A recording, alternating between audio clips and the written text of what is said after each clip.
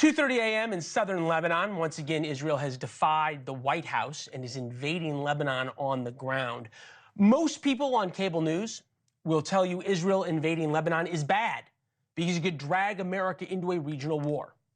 Truth is, there is already a regional war in the Middle East, and President Biden keeps shouting at the Israelis rather than Iran to stop. At every turn, the Israelis have ignored Biden, and the world is a better place for it, like killing of Hezbollah's chief Hassan Nasrallah over the weekend. Across the Middle East, the very groups that Biden allowed to grow, Hamas, Hezbollah, and the Houthis, are in disarray, not because of American policy, but because Israel defied American policy and spoke the language terrorists understand. Retired four-star General, United States Air Force, General Phil Breedlove is with us, former Supreme Allied Commander in Europe, worked with the Israelis an awful lot during his time there. General, is there a chance Israel has actually figured out how to dismantle Iran's terror axis across the Middle East and their stranglehold on the Middle East by going against the United States? Well, Leland, first of all, thanks for having me on. It's good to see you again. And there's a lot of sense in what you're saying here. Clearly, if we look at the organizational charts of Hamas and Hezbollah, Israel is ticking them off layer by layer, and they have essentially removed the leadership of both of these Iranian functions and Iranian organizations. And so I think that they have done a very good job. And getting after the leadership has done a couple of things. Sent a clear message that, yes, we will act. And yes, we know where you are and who you are, and we can reach out and touch you. So they're putting at risk these people who are functionaries for the leaders in Iran. And I think these are very, very important messages to send. The line from President Biden, going all the way back to April, even before that, is non-escalation at any price. Has America paid a price in prestige and in relevancy in the world because we are willing to take it on the chin so much to not have escalation?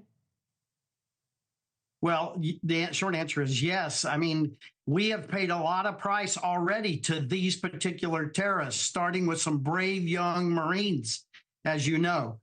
And so over and again, as we back up, they push forward and strike again. And Americans have been killed. American hostages have been killed. There are still Americans being held hostage. And we have the policy that you put out there.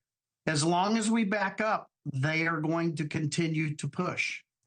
I'm wondering how clear-eyed America is, and we always appreciate your willingness to be so direct.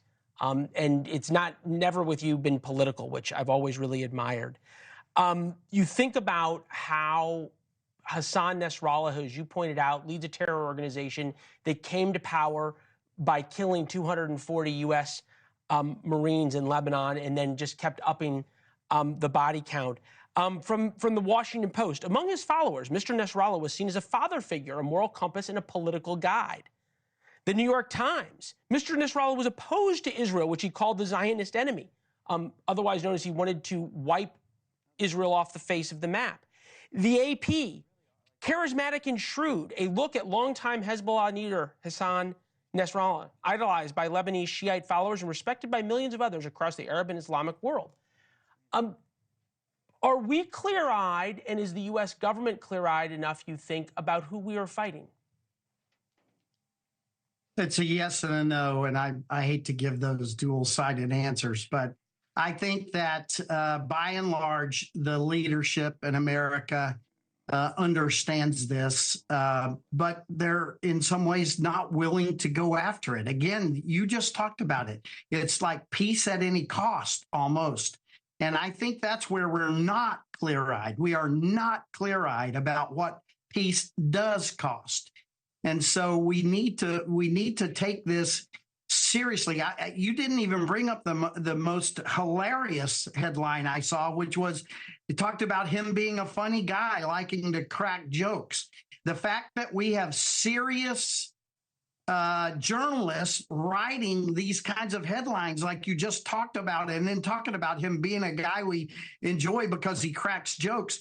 This points to a real cancer in the way that we understand terrorism and the way we have to handle terrorism. And if we keep backing up, pretty soon our heels are going to be on our shores. We don't need to keep backing up. Thanks for watching. Go to joinnn.com to find NewsNation on your television provider. And don't forget to click the red subscribe button below to get more of NewsNation's fact-driven, unbiased coverage.